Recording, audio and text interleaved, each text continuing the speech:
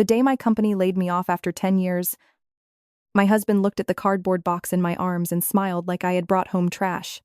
He called me dead weight, told me I was no longer his problem, and ordered me to figure out life without him. What he did not know was that the envelope under my coffee mug could have saved him. Instead, it became the match that burned his lies, his pride, and his perfect fake life to ash. Blake did not even stand up when I walked into our house in Naperville, soaked from the rain, holding a box full of office junk against my chest. He sat on the sectional, shoes on the coffee table, watching a basketball game on the wall-sized television I had paid for. His eyes flicked to the box, then to my face. "Let me guess," he said. "They finally realized you were replaceable."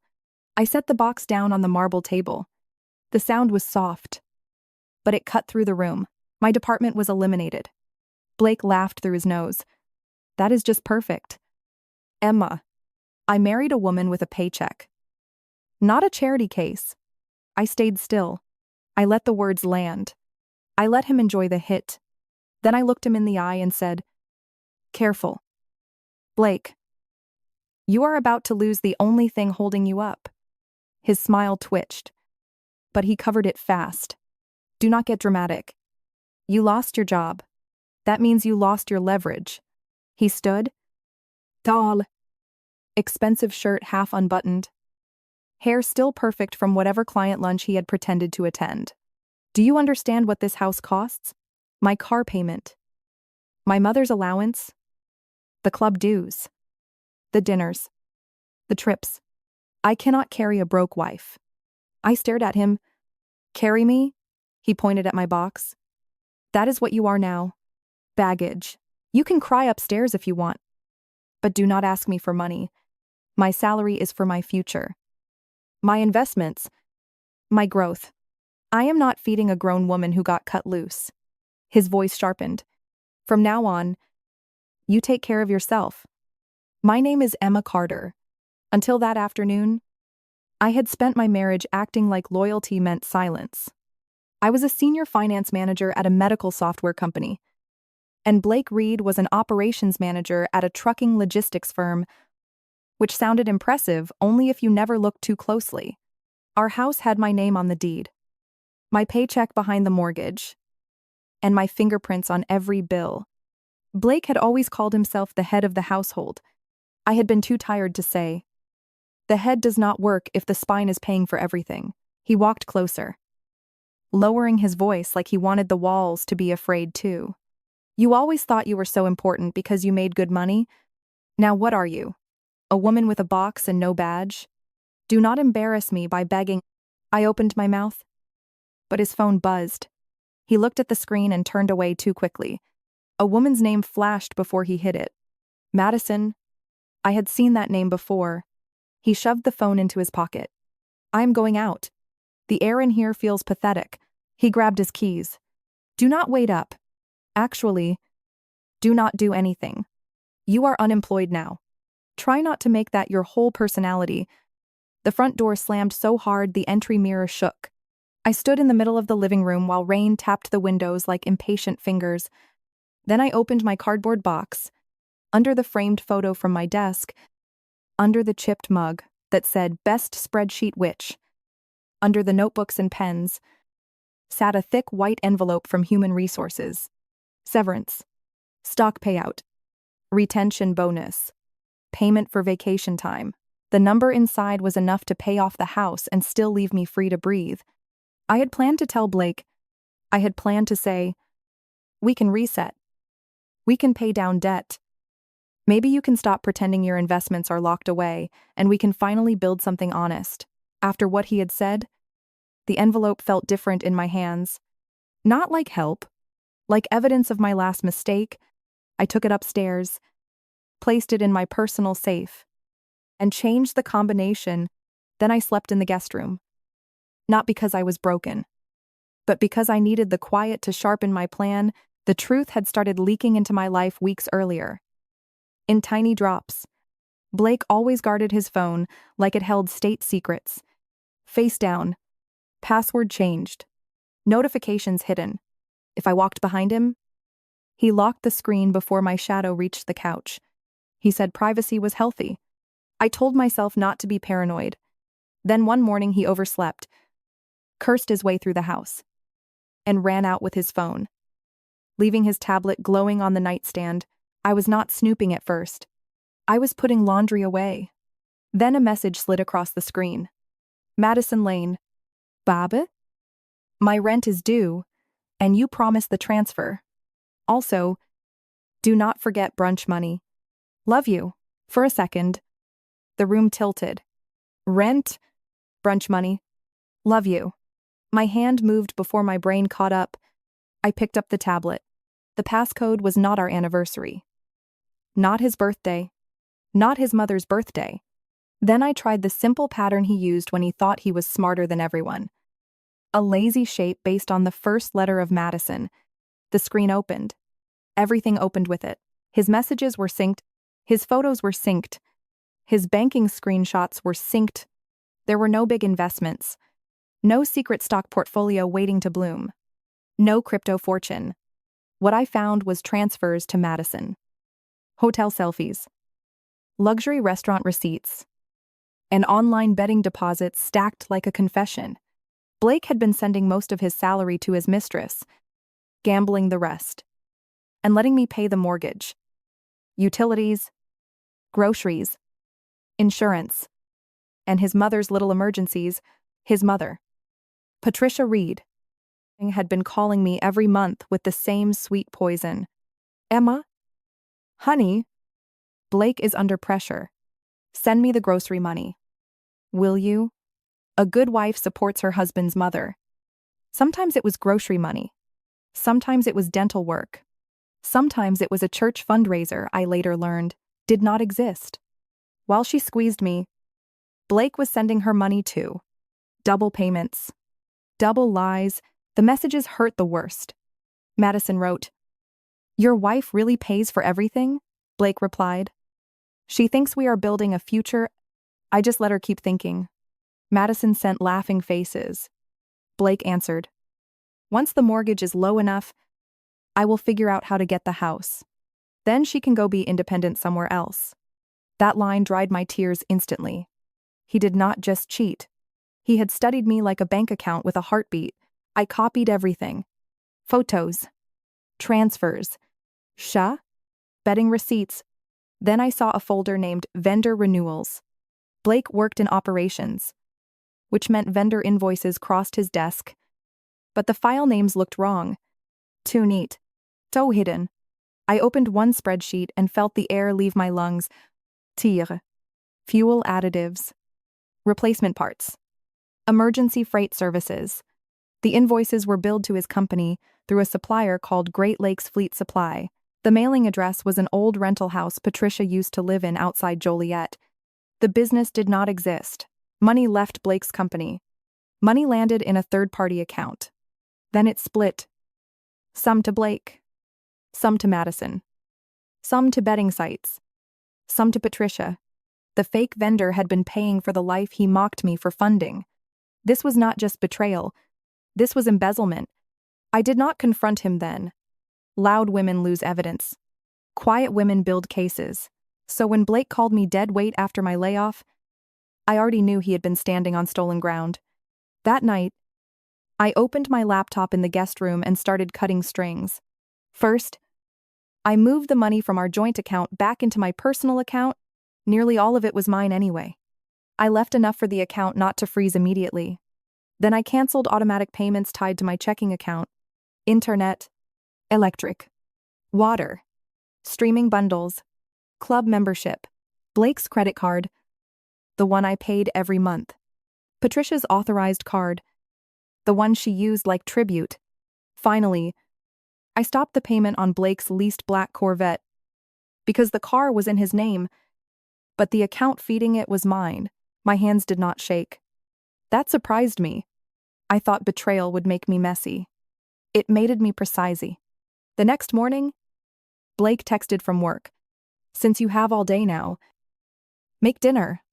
Steak. Not that cheap chicken. Iron my blue shirt too. Do not make me repeat myself. I looked at the message while drinking coffee at the kitchen island. Then I laughed once. Quietly. He still thought the house obeyed him. I called my college friend Nolan Brooks. Nolan had been a tax attorney before moving into corporate fraud litigation. He was the kind of calm that made loud men nervous. When he answered, he sounded cheerful. Emma Carter. Either you need legal advice, or you finally decided to sue the universe. Blake. I said, possible embezzlement. Definite affair. I have files. The warmth dropped from his voice. Do not say more over the phone. Meet me in Oak Brook. Bring copies. Not originals. By noon, I was sitting across from him in a quiet restaurant near an office park. Sliding an encrypted drive across the table, he opened the files on a secure laptop. At first, his face was professional. Then his jaw tightened. Then he leaned back and said, Emma, this is not a divorce problem. This is a prison problem. I want him out of my house. We can do that. I want him unable to touch my severance. We can fight that, especially if we show separate accounts. Premarital down payment. Deed in your name. Mortgage history from your wages. I want him exposed. Nolan looked at me. That part has consequences. He told me to take care of myself. I picked up my glass of iced coffee. I am finally listening. Nolan almost smiled. Then we move fast. First, preserve the evidence. Second, file the divorce petition. Third, prepare a notice to his employer with a fraud summary. Fourth, if he threatens you, we go straight to law enforcement. What if he comes home angry tonight? Let him talk. Do not swing back. Men like Blake dig best when they think the whole belongs to someone else. I went home before evening and cooked for myself. Salmon. Rice. Asparagus. I ate at the dining table with a candle lit. Because I wanted peace before the storm. Blake came in around 8. Tossing his briefcase onto the bench by the door. Smells good, he said. Already walking toward the kitchen. Where is mine? There is no yours. He froze. Excuse me? I took another bite. You told me to take care of myself? So I did. His face hardened. Do you think being cute helps you? You are unemployed in my house? My house? He laughed. There it is. The fake confidence. Hungry? I asked. Order something. He stared, waiting for me to break. When I did not, he pulled out his phone, muttering insults, and left. I watched through the front window as he got into the Corvette and peeled away like the pavement owed him respect. Less than half an hour later, my banking app pinged. Transaction declined. Blake's card. Steakhouse. Card inactive. I smiled so hard my cheeks hurt. He stormed back through the door with the kind of anger that needs an audience. What did you do to my card? Which card? The black card. Emma? The one you know I use. Oh, I stopped paying it. You humiliated me in front of a waiter? No. Blake. Your unpaid bill did that. He stepped closer. You are playing a dangerous game. I folded my napkin and stood. No. I am ending a stupid one. His mouth opened. But no words came. For the first time, he had found a door. His cruelty could not kick down. The house changed after that. Not loudly. Quietly. Blake stomped through rooms, slammed cabinets, stared into the fridge like food might apologize. Patricia called me until I blocked her. Then, she texted from another number. You selfish little snake. My son gave you status. Without him, you are nothing. I replied with one sentence. Ask your son who paid for your card. Then I blocked that number too. The next night, the internet shut off first. Blake was upstairs, yelling into a gaming headset, pretending he was not broke. His shout cracked through the ceiling. What happened to the Wi-Fi? Then the lights died. The refrigerator went silent. The air conditioner faded. The whole house sank into a dark, heavy pause. I lit a candle in the living room. Blake thundered down the stairs in basketball shorts. Phone flashlight slicing across the walls. Why is the power out? Bill was due. So pay it. I am unemployed. Remember? He pointed the light at my face. Do not be childish. Do not be dependent. What? You heard me. His jaw clenched. Sweat already shone on his forehead. You think this makes you strong, sitting in the dark like a psycho? I lifted my mug. I think it makes me accurate. What does that even mean? It means the house is finally matching your finances. He cursed and called Madison. He put the phone on speaker by accident or arrogance. Maybe both. Hey. Baby. Madison sang. Can you send me something for my hair appointment? Blake swallowed. Not now. I need help. Emma cut off my cards and the house bills. Can you spot me some money until payroll? Silence. Madison? You told me your money was tied up? It is. Kind of. Just send me a little. I cannot do that. Blake. That is not our dynamic. Our dynamic? His voice cracked. You take care of me. That is literally the point. The call ended. I should have felt satisfied. Instead, I felt clean. Like a window had opened in a room full of smoke. What would you do if the man calling you broke was living off your paycheck and your silence? By Saturday morning, the Corvette was gone. I knew it would happen. Because Nolan had explained the lease terms after I sent him the documents. If the automatic payment failed and no manual payment came through, the lender could recover the vehicle. I was watering the front planters with rainwater when a tow truck rolled up. Blake ran out barefoot. Hair wild. Shirt untucked. Hey, what are you doing with my car? The tow driver held up a clipboard. Repossession order? No. That is a mistake. Payment failed? Account revoked. You can call the lender. Blake spun toward me. His face looked naked without arrogance. Emma. Fix this. Why? It is my car. Then pay for it. He lowered his voice because neighbors had started appearing at windows. Do not make a scene. I am watering flowers. You are the scene.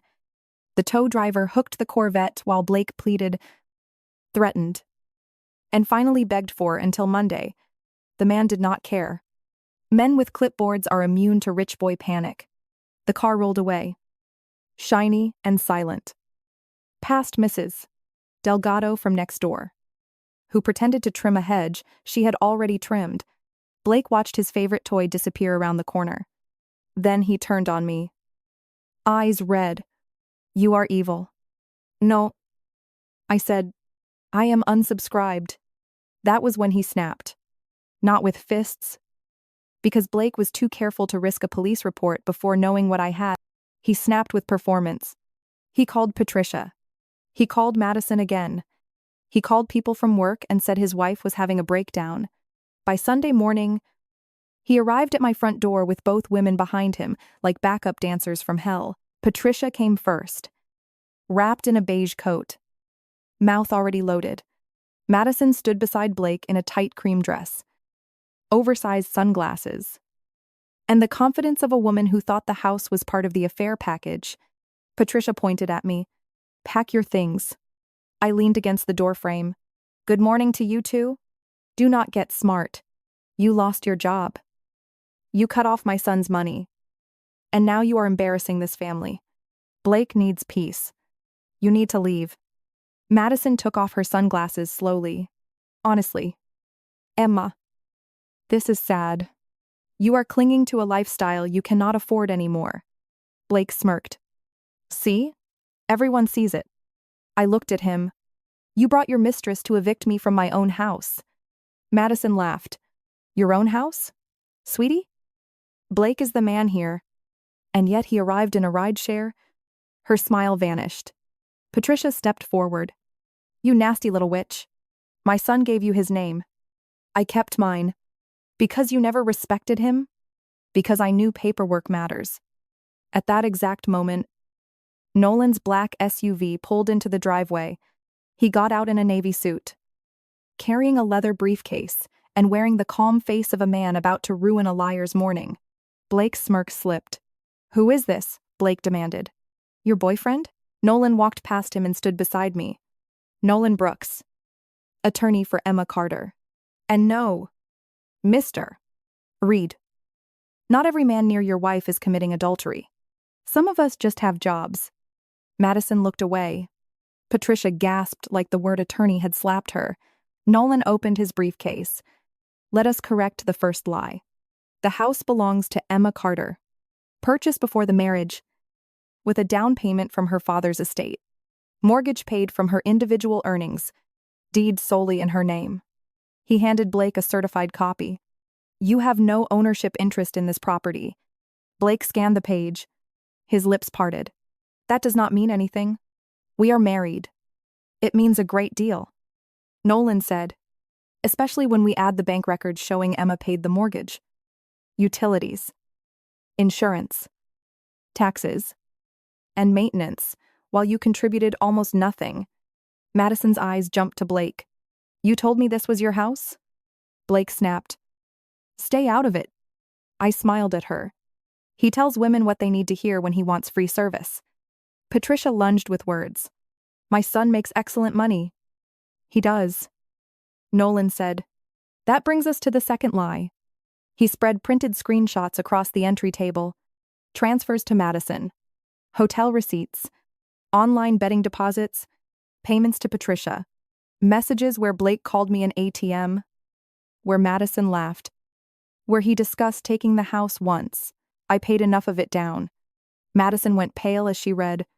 You said she knew you were separated. Blake grabbed for the papers. Nolan blocked him with one hand. Do not touch evidence. Evidence? Blake repeated. Nolan's voice went colder. Yes. Because the third lie is not domestic. It is criminal. Blake stopped moving. Nolan removed a thicker folder. Great Lakes Fleet Supply. False invoices approved through your role at Northline Freight Systems. Payments routed through a third-party account. Then dispersed to you. Ms. Lane. And your mother?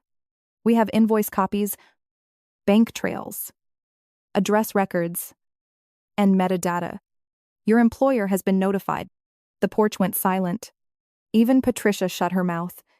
Madison stared at Blake like he had turned into a stranger. You stole from your company? No. Blake said quickly. It is accounting. You would not understand. I laughed softly. Neither did you. Apparently. His eyes cut to me. Emma. Tell him to stop. Why? Because I am your husband. You fired yourself from that job when you called me dead weight? Patricia clutched Blake's arm. This is your wife's revenge. She is framing you. Nolan looked at her. Mrs. Reed. Some of the diverted money went into accounts linked to you. I would be careful about volunteering more statements without counsel. Her hand dropped from Blake's arm like it had burned her. Madison backed away. I am not part of this. Blake grabbed her wrist. Do not leave. She yanked free. You told me you were wealthy? You told me you were trapped with a boring wife and waiting for the right time. You are not wealthy. You are a thief with a lease you cannot pay. She turned to me. I did not know about the company. You knew about me? I said. She had no answer. She walked down the driveway, heels clicking faster with every step, and vanished into the rideshare. Blake had probably paid for with my old credit line. That left Blake and Patricia. Blake's knees bent slightly, like his body had started negotiating with gravity. Emma, he whispered. We can fix this. I made mistakes. Mistakes? I stepped closer. A mistake is forgetting milk. You built a second life with my money, and your company's money. I was under pressure. You were under Madison? His face twisted. Patricia cried out. How dare you talk to him like that? I turned to her. You taught me. Remember? You said a woman without money should not be a burden. Your son is broke. In debt. And under investigation. Please take your burden with you. Nolan handed Blake a formal notice. You have until the end of the afternoon to remove personal clothing and basic items. No electronics. No financial documents. No company property. Anything relevant to the fraud investigation remains preserved. Blake stared at the paper. You cannot do this. I said. I already did. Watching him pack was not dramatic in the way movies promise. It was smaller, meaner, better. He dragged suitcases from the closet and shoved in suits I had dry cleaned, ties I had bought, shoes he wore to impress clients. He was stealing from. Patricia cried loudly over decorative glass bowls she claimed were hers, until Nolan produced receipts from my account. She tried to take the espresso machine. Nolan said no. She tried to take the guest room television. Nolan said no. Blake tried to unplug his gaming computer. Nolan smiled and said, "That device synced company files? It stays." Blake glared at me. "You are enjoying this." I folded my arms. "No. I enjoyed paying bills on time. This is just the refund." He threw a shirt into the suitcase. "You will regret humiliating me." "You humiliated yourself?" I just opened the curtains. By early afternoon, the front yard had become a theater. Neighbors lingered near mailboxes. Someone walked a dog in slow circles. "Mrs." Delgado whispered to Mr. Hanson, who whispered to another neighbor, who pretended not to record anything. Blake used to cruise past them in his Corvette. Chin high, sunglasses on, engine growling. Now he shuffled down my front steps with 2 bulging suitcases and no car. Then the unmarked sedan arrived. Behind it came a local police cruiser. Blake froze halfway down the walkway. Nolan did not look surprised, which told me he had known the timing. A woman in a dark blazer stepped out of the sedan, followed by 2 officers. Behind them, a gray-haired man in a tailored coat emerged from another car. I recognized him from Blake's company holiday party. Grant Whitmore, chief executive of Northline Freight Systems. Grant did not greet Blake. He looked at him like a burned ledger. "Blake Reed," he said, voice low and flat. "We trusted you with regional operations. We gave you authority, discretion, and a salary most people would respect. You used that trust to invent a supplier and drain money from the company." Blake swallowed. "Grant, I can explain." "No," Grant said. "You can explain it to investigators. We filed a formal complaint this morning. Your access has been terminated. Your accounts are frozen. Company counsel is already moving." Patricia wailed. "This is that woman's fault. She poisoned everyone against him." One officer held up a hand. "Ma'am, step back." The detective in the blazer approached Blake. "Mr. Reed, we have a warrant connected to suspected embezzlement, wire fraud, and falsified business records. Turn around. Please." Blake looked at me. All the cruelty had drained out, leaving only a wet, frightened man in a wrinkled shirt. "Emma, please. Tell them this is a misunderstanding." I remembered him on the couch. Shoes on my table. Calling me baggage. I remembered Madison laughing in messages. I remembered Patricia taking money from both sides and still calling me selfish. I remembered myself at the dining table, calculating bills until my head ached while Blake was buying hotel rooms with money that was not his. I walked close enough for him to hear me clearly. "You told me to take care of myself?" His eyes filled. I was angry. I listened. The cuffs closed around his wrists. Patricia screamed his name. Madison was gone. The neighbors stared. Grant Whitmore looked disgusted. Nolan stood beside me, quiet as a locked door. As the officers guided Blake toward the cruiser, he twisted back one more time. "Emma, you cannot just throw away a marriage." I answered, "No." "Blake, you spent it." That was the last thing I said to him before the car door shut. Patricia stood on my lawn with her suitcase, shaking so hard her pearls clicked against each other. "Where am I supposed to go?"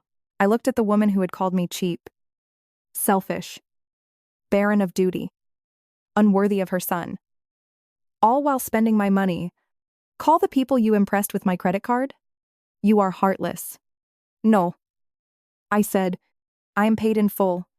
She picked up her suitcase and walked down the sidewalk, smaller with each step. Nobody rushed to help her. That might have been the cruelest part for her. Not the money, not the loss, the silence, Grant came to me before leaving.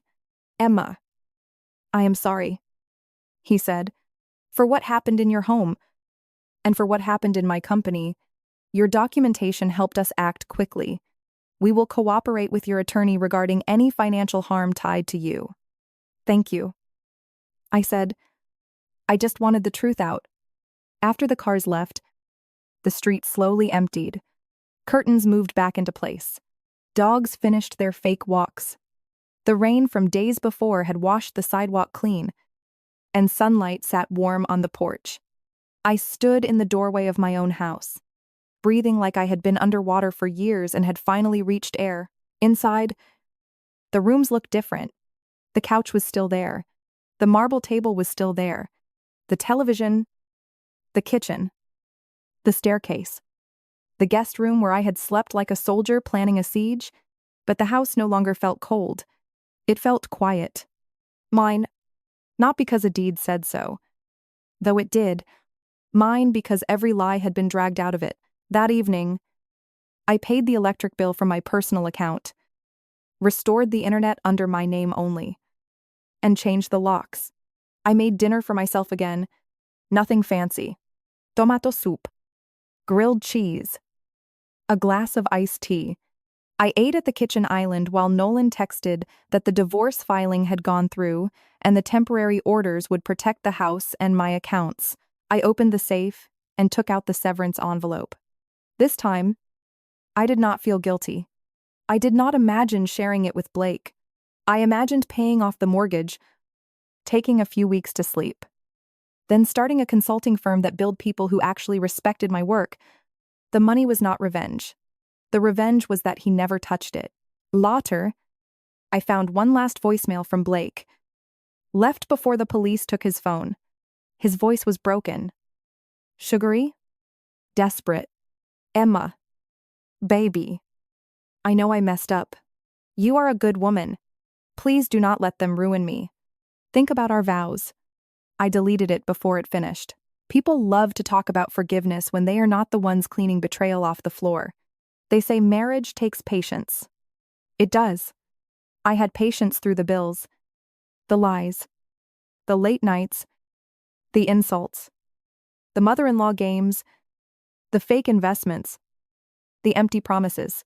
What I no longer had was permission for a thief to call himself my husband while standing in the house I saved. So I chose myself. I cut the cards. I let the car go. I handed over the files. I watched the man who called me dead weight learn exactly how heavy his own crimes were. Tell me honestly, was I too cold? Or did Blake get exactly what he asked for?